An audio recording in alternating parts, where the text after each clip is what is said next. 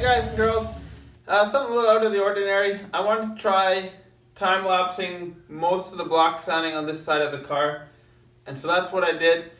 I think the video looks neat. It doesn't really follow suit in any of the videos, part of the build series, part 1, 2, whatever. It's just a video extra thrown in there for you guys to enjoy. So sit back, relax, enjoy this part of the video, and let's see this thing come together, whole thing. I know this video is a little bit advanced of the last video where you saw block sanding just this part. You'll get a little bit of a sneak peek on that, but I thought let's throw it in there, a little something extra to watch. I do have a bunch of videos in the works ready to be released or in various stages of editing, so it goes. But yeah, enjoy this video and let's have some fun with this.